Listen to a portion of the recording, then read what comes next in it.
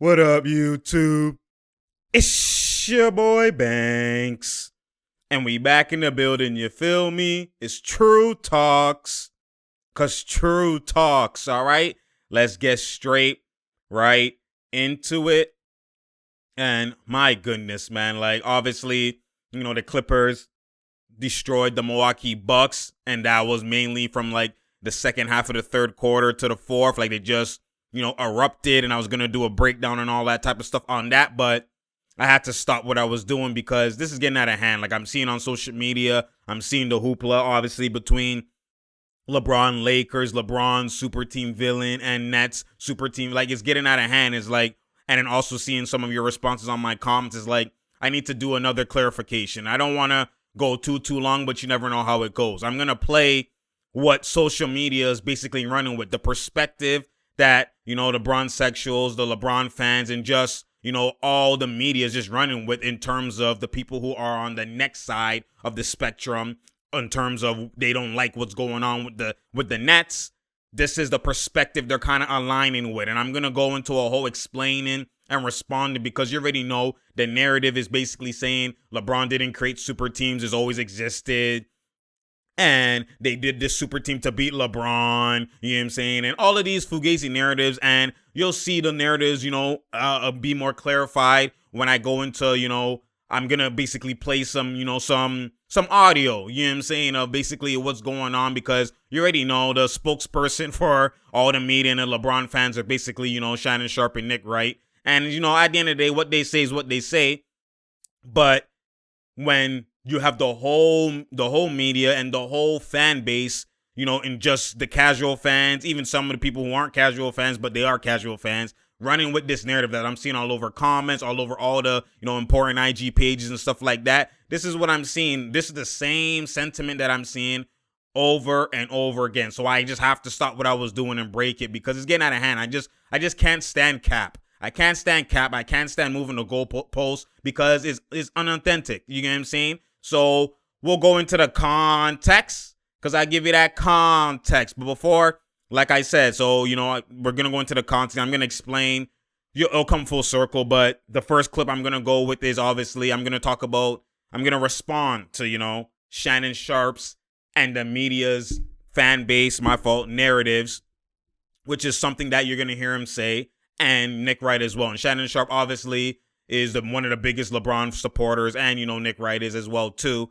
And I don't really like Shannon Sharpe is like, it's not like I dislike him. He's a Hall of Fame athlete in general. And a lot of the football guys, they're gonna love and back LeBron a lot of the times anyways, because he is kind of like the representation of football in the NBA, like the way he plays his brawl, like all that type of stuff. Like he's like every football man basically loves LeBron. You already know because they're physical, how they play, like athletic, brawl, like running into man's, bulldozing. That's what they love. So they're gonna obviously love LeBron off the strength of that. But Shannon Sharpe, like he's a funny man. He's a clown. You already know he's the unk. You already know. So I'll never, disrespect him, or it's not like I don't like him. But this narrative that he runs with, I dislike. You know what I'm saying? But I always laugh when he does it. Like I never get mad. I never take it fully seriously because the man is a joker. You know what I'm saying? So, I'm going to play these clips and, and Nick Wright and all that type of stuff. And then I'll address them as if I'm answering because Skip Bayless and all these other guys on the shows don't do it justice with debunking the narrative they bring. So I'm going to do it justice and I'm going to debunk it, you know what I'm saying, as best, as I can. So let's go. Let's hear what the man is saying. Skip, I don't know if they're necessarily scared, but I know they put these teams together to deal with LeBron James because they know two superstars versus two superstars. The likelihood of you beating his team is not very good. Skip, let me tell people what actually happened. LeBron James did not start the super team. The Lakers and the Celtics in the 80s had the super teams. But what he did do is that he, a player, says, okay, let's go play together. What he did in 2010, Skip, when he left and went with Chris Bosh and D. Wade. Boston Celtics started this, really. Once LeBron James in 2007, as a 22-year-old, ran through the East, beat the bad boy Pistons 2, who had represented the Eastern Conference for the last 3-4 years, Skip, in the NBA Finals, they know they couldn't do anything with him. Paul Pierce couldn't see him. The Boston Celtics could not see him. And what did they do in 2008, Skip? They made the trade for KG. They made the trade for Ray Allen. And they brought the big three together in 2008 to stop LeBron James. LeBron James said, well, this isn't fair. It's 3 against 1. How do y'all, if you're great. Well, you never said Michael Jordan was supposed to beat the big three Celtics, but you expect me to do that. So he went and got a team. So what LeBron James did, Skip, is that he empowered the player to say, hey, if teams can put together super teams, bro, if we cool with each other, why can't we? All right, so let me adjust the first cap. You know what I mean? Captain Underpants, Captain America. Let me adjust the first cap.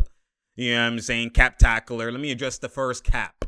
You know what I'm saying? With this whole narrative that these LeBron fans and just media they take in general, right? So first what he said was, he said that he contradicted himself bare times in this. I'm going to give IQ. That's what I do. All right. So the first thing he was addressing was he was basically saying that, at the beginning, LeBron James didn't start the super teams. Super teams always existed. Okay. So like I've addressed before in the comments as I tried to do in my last video, when people this is what LeBron fans do. They purposely take things out of context and apply it to justify their reasoning. Okay. LeBron started this. There's no if or ands about this. Super teams, yes, have always existed, like you heard him later explain. But when we say LeBron has started this, it's because players who are in their prime have never joined together without trades, meaning player-generated super teams. He started. So the term super team, obviously they're both super teams, but when we say LeBron started his super team, meaning it's gotten to this point of recklessness and all that type of stuff, and where super teams exist in multiple fashions of the league, like Denver could actually be known as a super team low-key. Like there's so many super teams that get exposed, but there's other super teams that are on a higher tier that those other ones actually don't get acknowledged and they lose. This whole era of player mobility super teams where now you see, again, trade deadline is such a big hoopla and free agency is such a big hoopla. Free agency has never been a big hoopla like this because mans will just go, Dirk Nowitzki re-signed, Kobe re-signed, every man's re-signed, Tim Duncan re-signed. Like, you know what I'm saying? LeBron was the first free agent that not only joined another team, but joined other free agents, not just free agents, superstar talent free agents in their prime. Yes, they want to go and say Chris Bosh this and Chris Bosh that, but Chris Bosh, is actually more established name in terms of, not name, but in terms of carrying his team. An all-star. He's more of an established perennial all-star than what Klay Thompson was. Klay Thompson was an all-star always with Steph as the Splash Brothers. Chris Bosh was a perennial all-star with his own team in Toronto, being the 3rd seed. Yes, they will lose in the 1st round or go to the 2nd round, but he was an established household name. 4th pick in the same draft as Wade, LeBron, and Bosh, and Melo. The only one Melo didn't join. But they were literally the top 4 picks. Top 4 picks. Klay wasn't. You know what I'm saying? So, like, you got to understand, like, Chris Bosh, as much as obviously when you see him play with LeBron, oh my God, and all, like, they disrespect him. But Chris Bosh was that guy in terms of the fact that he was a perennial all-star. Now you have 3 of those guys. These guys all were on Team USA on their own team. Get it? Understand that. It's supposed to be called the Dream Team because it's a dream team. They don't play with each other during the regular season, so you're getting your dream team in the Olympics. These guys were all on the dream team. Wade with the Heat, he's on the dream team. LeBron with Cleveland, throw him on the dream team. Chris Bosh with Toronto, throw him on the dream team. Now they joined together. That has never been done. That has never been done on their own strength. That's why they say LeBron has created these super teams. When they say these super teams, they mean these context, these reckless super teams. Not those other super teams where most of the times, even like he said, Boston Celtics, they were all out of their primes. They're all on the back end of their primes, and that's when normally you join forces because you can't do it alone by yourself in your prime. It always used to be man's in their prime. You don't join. It's even an unwritten rule. You don't join other elite guys. You try to beat them. Bird don't join with Jordan, all that type of stuff. Yes, they're going to have other elite guys with them that the organization is going to trade for and make the team better. You know what I'm saying? And look how he just contradicted himself. He said super teams always existed. You know what I'm saying? Through trades, obviously, and all that type of stuff. But then yet he says Boston Celtics created it to beat LeBron. How did Boston Celtics created it if you just said the super teams always existed? So that means Boston Celtics were doing literally what has always existed, which is, and it's the same Boston Celtics who has done this before. And the only reason why they got traded for the year after LeBron went to the finals, just take it in. LeBron went to the finals but lost in the finals. Why would we make a super team to beat you? You're beatable. You just can't. Did you see how he didn't speak about the finals? And not only did they get beaten in the finals, they got swept. So literally, it looks like you even got lucky. It looks like you're the Miami Heat now. Even Miami Heat won 2 games. You got swept. So why are we getting 3 guys to beat you? That's just a LeBron fan narrative that they pull. What happened actually in reality was the Timberwolves and the Seattle Supersonics, they finally were able to get a draft pick because they were so doo-doo. Those guys were out of their prime and they're like, yo, we need to flip these guys for young talent, which you see the Jeff Green is part of that trade. All of the young talent with Seattle and all that type of stuff. We're in lottery all the time. We're wasting these guys. Let's use them for assets. What's the point of keeping them? We're rebuilding young, like OKC now. That's not, oh, we're doing this to beat LeBron. Or like, what are you talking about? Like, what are you actually talking about? You know what I'm saying? So they flipped that and they got the, what's it called? They got the big three.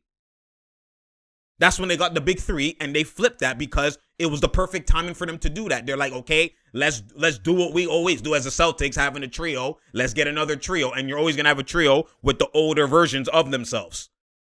So even then, that's why people didn't look. Obviously, it's like it was a big thing, obviously. But that's why you seen the Celtics were competing against the Lakers. It wasn't to beat LeBron. If anything, it's to beat the Lakers. You get what I'm saying? If anything, that's what it is. It's to compete at that high level, just to win a ring in general. You know what I'm saying? So this whole LeBron is everything. Everything is for LeBron. It's all about LeBron. This whole entitled LeBron, like that's not reality. So again, he contradicted himself in that exact same sentence. So I just had to debunk that. We're going to go into further up more into that. But like I said, the whole thing is he created prime super team building. You know what I'm saying? Prime super team building. You see Golden State with KD, prime super team building. They all built this where mans are in their prime and they go together as super teams. It wasn't 2 versus 2, you could beat my 2. It wasn't that. It wasn't that. You know what I'm saying? But we'll continue. I don't think people were upset that Kyrie and KD got together. It's just when they added James Harden. Skip, I ain't even talking about no Blake Griffin. Because Blake Griffin had this to say, it's funny, everybody thought I was washed 2 years ago, but now I'm on the narrative change. No, not. You still washed. The expectations of you are different.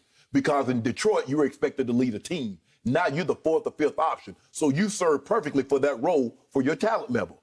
But to make a short story long and a long story short, everybody's gearing up to stop this 36-year-old. So you see what he just did? He exposed himself. So we stopped there again. He exposed himself saying, you know, people weren't mad when it was KD and Kyrie. You know what I'm saying? People weren't mad. So, you know what I'm saying? But they were mad when Harden came. But isn't that what the super team is? It's not a super team if it's 2 mans. It's not a super team if it's Kobe and Shaq.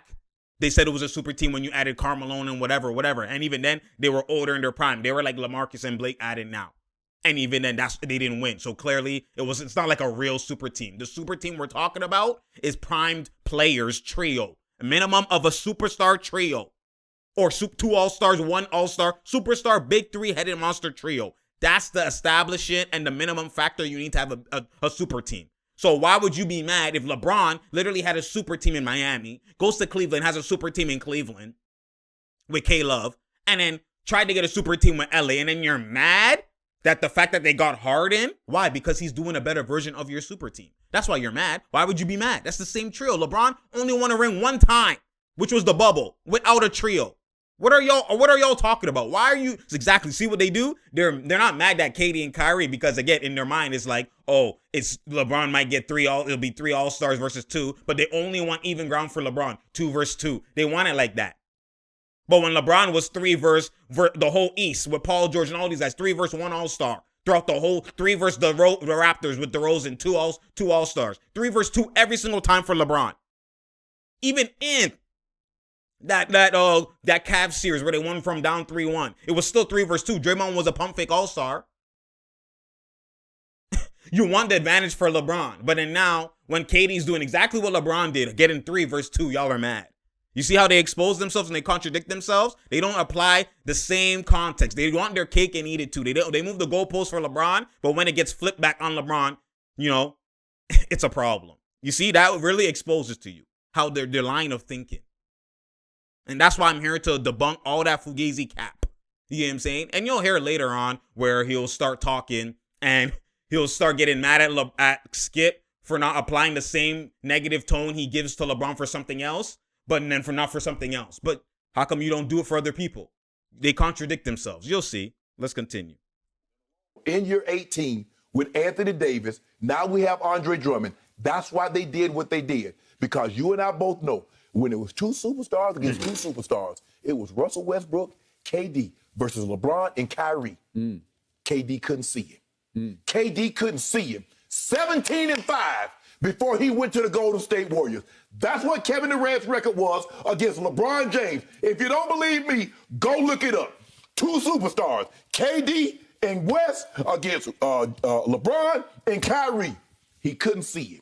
He couldn't see him on his best state. And so what he did is that he went with Kyrie. He got James Harden. Got no problem with that. I ain't even talk about no LaMarcus Aldridge and Blake, because they're guys now. They're parts. They're parts. They're not important parts. They're parts. You and I both know. But you know why they did it. You know why they did it. They fear that man. So we're going to stop there again. You see the cap? You see the cap and the energy that they're bringing? So we'll address another cap because, like I said, it's all cap. So, look at this. And this is not just, oh, my God, Shannon. This is the narrative that all of them run with. All of them run with this narrative. I see it in the comments all the time. Just media and fan base in general for NBA. This is what they run with. You know what I'm saying? Like, if you were to ask 10 people if they love LeBron, 8 out of the 10 love LeBron. So you already know the real ones like us who are fighting against this are at a, we're the minorities. We're not the general public. So this is why I have to address these things when it comes at hand, even though I don't want to, because we already know what the truth is. But the truth really is not the truth, because the truth is only 2 out of the 10. 8 out of 10. So this is the media's truth. This is what people think is the truth. This is why I get known as a hater, because I'm not the average person. So let me address the cap that he said. This man said he's mad that they got Harden, Kyrie, and KD, but we got LeBron, AD, and Drummond. Isn't that a trio? Y'all Laker fan base boost. Oh my God, we have a trio. Look at this. Oh my goodness. That's your trio, and that's a different trio. Why would you be mad? If you say Aldridge is washed and Blake is washed, they have to do less. Don't matter. They're role players now. That's what he was explaining. Why are you mad then? Shouldn't it be Lakers versus Nets, trio versus trio? Especially when y'all, let's go deeper context. Y'all are mad at the trio, but y'all weren't as mad at the trio because you said it wouldn't work. Y'all said it's not going to work. This is doo-doo. Still Lakers in 5, Lakers in 6. That's what y'all said. But now it's working without even KD there. And even with KD there, they're what, 5-1? And y'all seen in the clutch, both of them, all 4 of them were averaging 8 points in the clutch in fourth quarter. Just eat it. You see them beat the Clippers with the trio. We seen it. Y'all now have to find something. They don't play defense. Who's going to sacrifice? Like, now that it's working, now it's all of a sudden, this is too unfair. But yet, shouldn't it be trio versus trio? So that's one, cap. The second one is, they said is KD. You see how they try to find, this is what LeBron fans do. They try to find what's true, right? And put it to this level without applying the context. So it looks like it's true or it's fact, but it's actually incorrect when you look at the whole context. They pick and choose what is fact and highlight it. And that's what they do. So what I mean by that is this man said, and I like Shining too, because like I said, he's funny. But this is just like I said, the narrative that I have to address. You get what I'm saying? What did he say? He said 17-5 or whatever it was, that 2 superstars, LeBron Kyrie versus KD and Westbrook. That's what was happening. And he had to leave to go to Golden State to beat LeBron. That is so cap, it's not even funny. One, he said it's 2 versus 2, but who are you missing? K-Love. Isn't K-Love there the whole tenure? K-Love is there. K-Love, as much as you say he was weak in the finals and this and what that because of the play style LeBron is playing, every single year, all 4 years he was there, Love was an all-star. So how could you have someone that's so weak that you don't mention as your super team? You try to make, this is what they try to do. They try to make it seem like the Cavs team, all those 4 years, weren't a super team. It was just like a Kobe and Shaq situation. It was just a duo. Just because those two guys were reckless in the finals does not mean in all other series throughout the whole regular season they didn't have an all-star at hand. They had 3 all-stars every single year. They were equivalent to Miami. That's what they were. Caleb was Bosch. You just didn't use him properly and when it mattered. But don't change the fact that you had 3. It wasn't 2 versus 2. It was 3 versus 2. But what did they do? They say 2 superstars versus 2 superstars because Caleb wasn't a superstar. But it's still, that's not how you look at it. Because not all trios have all 3 superstars. Some trios have 2 superstars and an all-star, like we saw in Miami. Chris Bosh wasn't a superstar. You know what I'm saying? Klay Thompson isn't a superstar. Curry and KD are. But Klay is a perennial all-star. Same with Chris Bosh. Same with K-Love. So it's not 2 versus 2. It's 3 versus 2. That's what it was. You see how they pump fake and they finesse? That's what they do. This is what LeBron fans do. They try to erase context. You know what I'm saying? So that's why you have to have IQ and you just have to know the game that your bullshit radar just gets alerted when you hear fugaziness. A lot of people only know basketball based off what they see on TV, based off what they tell them.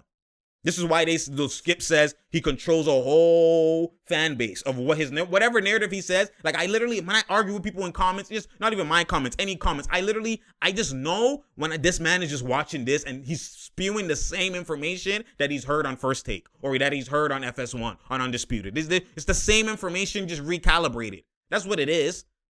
Come on now, you got to have a mind of your own. And that's what I have. So let's continue. And let me even as well too. You see what he's erasing? He's erasing that OKC actually when they had a trio went to the finals and they were just young and they lost because Harden didn't show up. But KD still averaged 30 on 50% field goal percentage on LeBron's head and LeBron didn't even want to guard him. You know what I'm saying? They didn't mention that. You see how he's now going 3 versus 2 and even in that season OKC was beating LeBron. You see what happens? You see what he does? He doesn't even look at the trio of the Heat and OKC in their matchups because I think even OKC had more wins until the finals. But you see what he does? He erases it to when he only has KD and Russ. And he had no other all-star with him. It was just KD and Russ. So it literally was 3 versus 2. So LeBron has an advantage, 3 versus 2, and it's not a problem.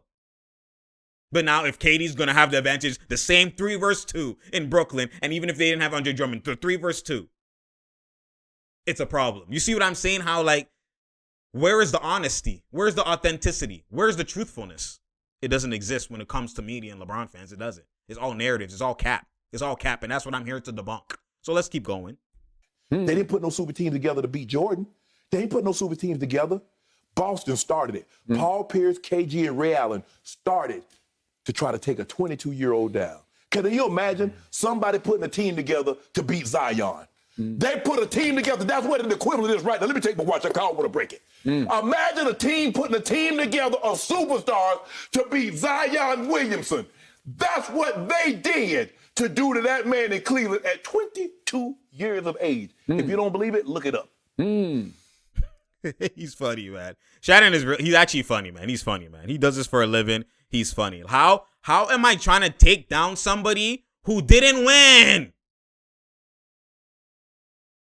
How am I trying to take down somebody who did not win? Why is the Celtics trying to take down LeBron when he got swept? He got swept. Just because he was the Eastern Conference champions means that's it? So now he's a force run in the league. You lost. No one ever rates or says we're trying to beat the runner-up. No. You try to beat the champion.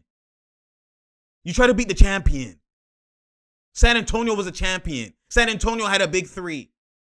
So what did Boston do? Let's get our own big 3. It's not to beat LeBron and them. If anything, it was looked at as Detroit had a meltdown. LeBron carried. We know what LeBron. I even loved LeBron then. Because there wasn't a lot of this media narratives. And he was just carrying it. You know what I'm saying? It was him, Gibson, and whatever. And he was carrying.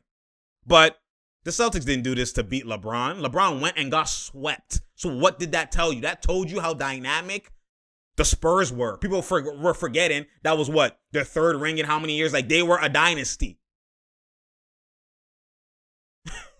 They just beat Detroit. They were a dynasty. So, no, this wasn't, the Boston didn't do this move to beat LeBron, who didn't even win.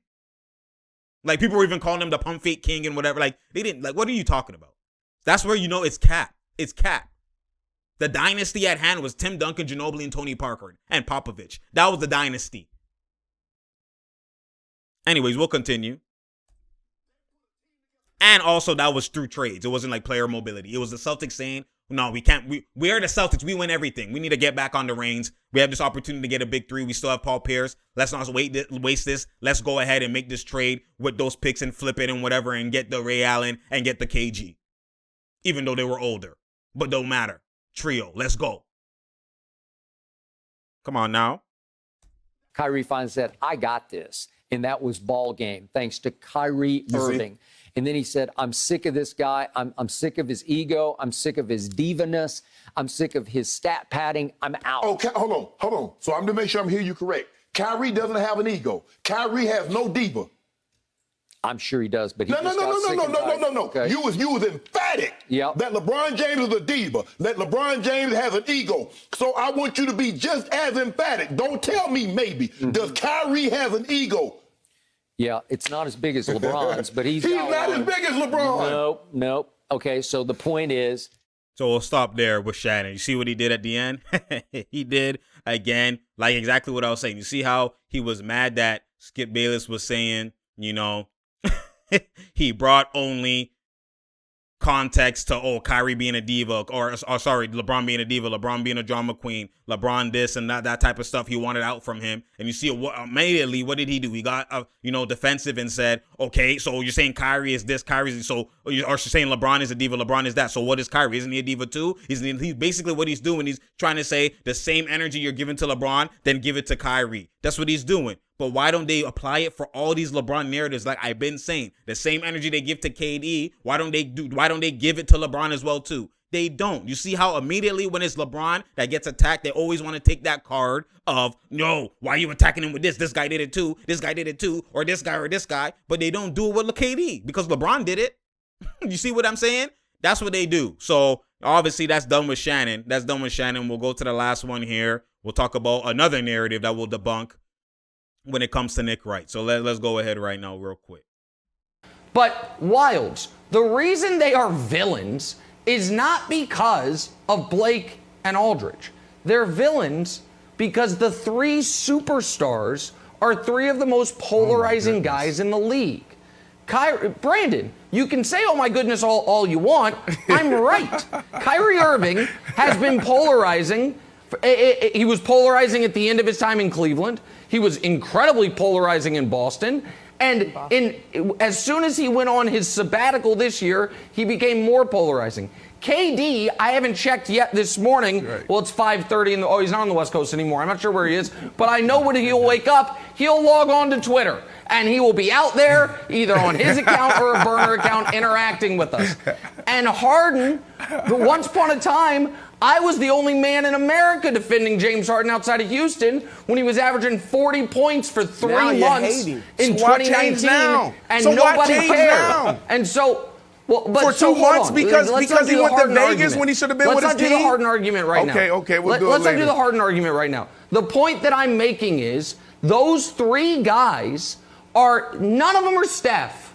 None of them are Giannis. None of them are Clay, where everyone has a pretty positive feeling about them. All of them cause massive emotions in one direction or another. That's why this team's the villains, because the public has very polarizing takes on the three stars. It's not because of LaMarcus Aldridge, who Wilds nobody has had an opinion on in 5 years. Nobody's had a hot LaMarcus Aldridge take. It's because of how people feel about Kyrie, KD, and Harden. I think that's pretty clear. That's right. All right, so another way again, we're going to debunk this cat real quick again. Bruh, like, he's contradicting himself again. So you mentioned Steph, you mentioned Clay. So Warriors weren't villains when they had KD? So hold on. So if people are only mad because KD, Kyrie, and Harden are polarizing, and that's the reason why the Nets are villains, that's part of the reason, obviously. But if that's the reason why, then why would LeBron, when he's with Dwayne Wade and Chris Bosh, who all were positive, all had no negativities with them, but they were villains, weren't they? Okay, so when the same Steph, the same Clay you mentioned, when they added KD, and KD again was positive too, he had nothing polarizing with him before he went to Golden State, but once they were together, weren't all of them. People even wanted Steph to lose. People were everybody. The same people that say that Steph is great. There was more they were more villainized against LeBron. You know what I'm saying? In the Cavs and all that type of stuff. The same Kyrie you're saying, if it's because Kyrie is polarizing, why would he be not polarizing when he's with Cleveland? This shows you that there's contradiction in your assessment. There's contradiction in your take and in your conclusion. You know what I mean? And this is why I try to bring enlightenment and try to actually just debunk all that cap. At the end of the day, the reason why these teams are villainized is because people don't want, like you see, they don't like when superstars join together and go ahead and take advantage and run the whole league. And they don't like when they are basically at advantage compared to everybody else. That's what they don't like. And that's why they become villainized. That's why they want to see the people who have the greatest talent. They always want to see them fail. The people who are the favorites to win, they always want to see them fail. They get your saliva, your juices flow when you see them fail. You love it. And that's what is happening. This is why you see why exactly with the March Madness, people love the March Madness because the people who are the favorites a lot of the times don't actually win. You get what I'm saying? You see a lot of upsets. It's not one. If it's always the favorites always winning, it wouldn't be as polarizing, as enticed and as so much of a high demand in terms of the March Madness if all of them were just forever winning, all the favorites. The favorites rarely win in March Madness, and that's why it's March Madness. You know what I'm saying? So that's cap, because you have a lot of pieces that were on non-villain teams as well as villain teams. If it was really that person, they would always be villainized regardless of the team they're on. Kyrie was in a non-villain situation with Cleveland, but on a villain situation with Brooklyn. KD was on a non-villain situation with OKC when he was in the finals with a trio, but is in a villain situation with Golden State and now Brooklyn. Harden was in a non-villain situation with OKC in the trio in the finals, but what is now in a villain situation with Brooklyn. LeBron was in a non-villain situation with Cleveland, even though he still had a trio, but became a villain situation when he was with Miami. Come on, now you got to understand, if these are players who are all on both sides of the spectrum at one point, means it's clearly not the players. There's something else. And that's what I'm here to debunk. There's a lot of cap all over the place, you know what I'm saying?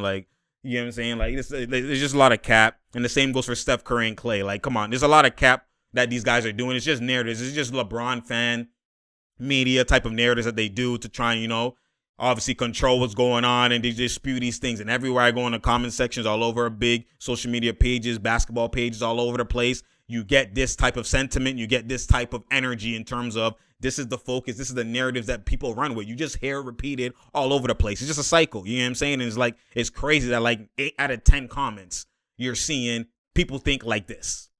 And this is why I had to do this to debunk that, you know what I'm saying? At the end of the day, if you really know basketball, and that's why they say casuals. If you really know basketball, truth first, everything else second.